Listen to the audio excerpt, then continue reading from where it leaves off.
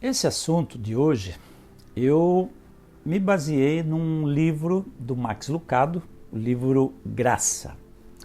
E como eu gosto muito desse assunto, o assunto da graça, eu acho um assunto assim precioso, né? Sabe, eu fico muito feliz em compartilhar esse tema com base nesse famoso escritor, né, que eu admiro muito, o Max Lucado. Fico feliz em compartilhar com você. E ele começa falando sobre mágoa da seguinte maneira: se mágoas fossem pelos, todos nós seríamos como ursos cinzentos, porque todos nós estamos cheios de mágoas. Mágoas de alguém, mágoas de alguma coisa, mágoas de alguma forma. Até as mulheres com a sua pele aveludada, aquelas que aparecem nas capas de revistas, com certeza seriam bestas peludas se mágoas fossem pelos. Essa é a realidade, porque todos nós carregamos mágoas na nossa vida. Vitória Buvuolo, guarde esse nome. Esse nome é muito importante para a nossa reflexão de hoje. Victoria Buvuolo, uma nova-iorquina de 44 anos, estava voltando para casa depois de um recital que ela tinha ido assistir, onde a sua sobrinha iria se apresentar. E ela só pensava que chegaria em casa, iria relaxar no sofá diante da lareira, ia ficar tranquila. Ela não viu o Nissan que se aproximava, ela não viu que naquele Nissan prata um garoto estava com a cabeça e as mãos para fora e atirou em seu para-brisa um peru de Natal congelado. A ave, de 9 quilos, atravessou o para-brisa, entortou a direção e o vidro acabou com o rosto de Vitória Buvuolo. Depois de algum tempo na UTI, o seu rosto foi praticamente reconstruído. Os médicos seguraram um dos seus olhos com um fio sintético. Ela teve que levar no seu crânio alguns pinos de titânio. Era noite de 24 de novembro de 2004 quando isso aconteceu. A partir daquela noite, Vitória sabia o que era ter mágoa, porque ela não podia olhar mais no espelho sem se lembrar da sua dor. Depois de lutar algum tempo na UTI pela sua vida, depois que os médicos seguraram as suas mandíbulas com fios, Vitória saiu da UTI, mas toda vez que ela olhava no espelho, ela lembrava da sua mágoa. Talvez você não tenha recebido um peru de 9 quilos no seu para-brisa, mas talvez você tenha se casado com um peru. Talvez você tenha como chefe um peru. Talvez um peru tenha se aproximado de você, conquistado o seu coração, para logo em seguida te abandonar. Talvez o peru da sua vida seja diferente do peru da vida de Victoria. E mais, talvez você ainda não tenha aprendido a lidar com as suas mágoas. Talvez você lide com as suas mágoas como aquele soldado no Afeganistão lidou. Essa é uma história legal que eu também vou partilhar com você. Esse soldado, ele recebeu uma carta da sua namorada rompendo o namoro com ele. E a carta ainda foi muito cruel. Ela o insultou quando ela disse: sabe aquela foto preferida minha? Eu queria que você me devolvesse para que eu pusesse no jornal da cidade a mesma foto anunciando o meu noivado. Ai, como isso doeu. Os colegas daquele soldado tiveram a ideia para ajudá-lo. Eles recolheram fotos das namoradas de todos os companheiros, colocaram numa caixa de sapato e aquele soldado enviou para sua ex-namorada, que estava rompendo com ele, dizendo: sabe, eu não lembro bem quem é você, então veja aí qual foto é a sua e me devolva as outras. É uma boa forma de lidar com a mágoa? Talvez, para alguns, Mas Jesus tinha uma outra ideia, tinha uma outra concepção de como lidar com as mágoas. Em João, no capítulo 13, o evangelista João, ele conta um episódio da última noite da vida de Jesus antes da crucifixão. Eles estavam reunidos num cenáculo quando Jesus lavou os pés dos discípulos. João diz nesse mesmo texto que as palavras de Jesus registradas ali no Evangelho, naquela noite, foram mais ou menos as seguintes: toda autoridade me é dada no céu e na terra. Jesus sabia quem ele era o Filho de Deus. Jesus sabia por que ele estava aqui. Estava aqui para salvar os homens dos seus pecados. Então ele tinha a sua identidade e o seu propósito, o que falta a muita gente.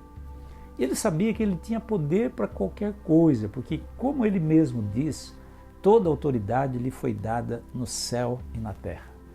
Bastava Jesus franzir a testa, dar um pigarro, limpando a garganta, que todas as hostes de anjos celestiais estariam ali para atendê-lo, para defendê-lo, para servi-lo. Mas naquela noite Jesus surpreendeu a todos quando ele se cingiu com a toalha e pegou uma bacia de água. E ele pegou aquela bacia, com a toalha amarrada ali em volta da sua cintura, ele tirou a capa que o cobria. A capa que era símbolo talvez da realeza, e ele se cingiu com a toalha porque era o símbolo de um servo. E ele pegou a bacia com água e foi lavar os seus discípulos. Mas ele foi lavar os pés dos discípulos. O que você pensa sobre pés? Os pés representam a parte do corpo do ser humano que está mais sujeita à sujeira, à contaminação, à poluição. Naquele tempo eles não tinham os sapatos fechados como nós temos hoje.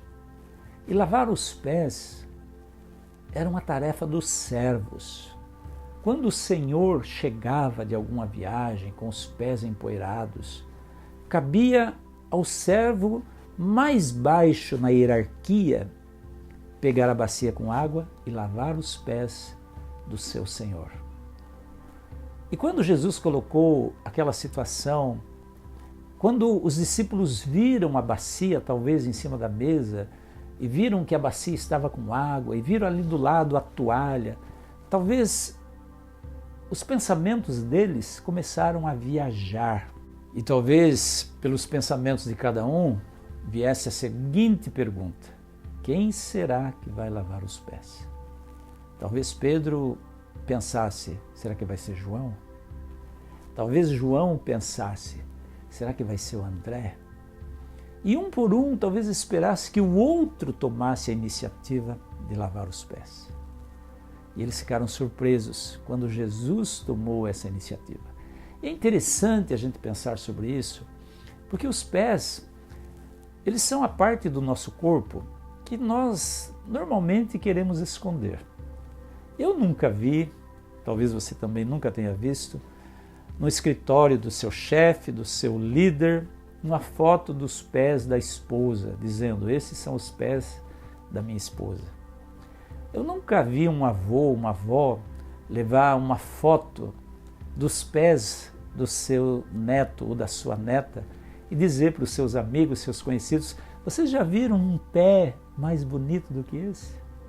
Normalmente nós queremos mostrar o rosto daqueles a quem amamos, mas não queremos mostrar os pés, porque pés são partes do corpo que nós queremos esconder.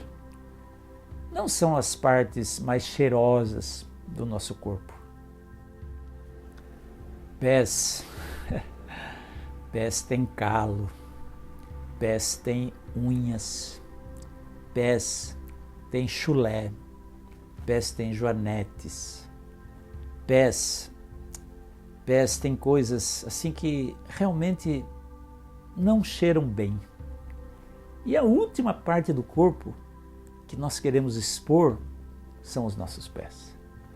E quando Jesus chegou nos discípulos para lavar-lhes os pés, Jesus estava dando uma lição profunda de humildade.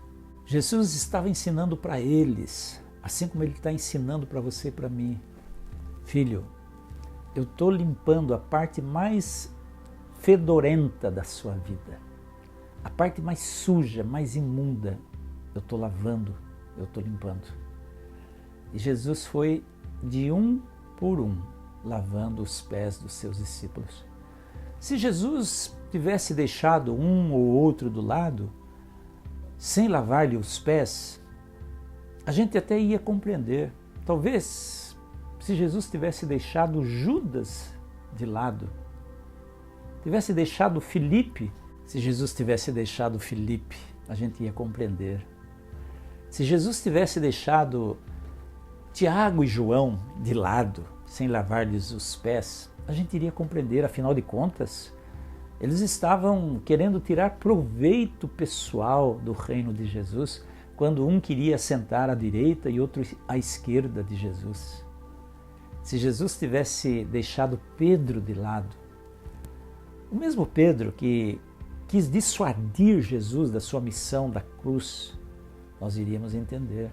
Ele afinal também sabia que Pedro iria negá-lo, iria fugir. Aliás, Jesus sabia que os 24 pés que ali estavam e que ele lavou iriam fugir na hora mais difícil da sua missão. Jesus sabia disso. Se Jesus tivesse deixado Judas de lado, nós iríamos compreender. Ele sabia que Judas ia traí-lo, mas ele não deixou ninguém de lado.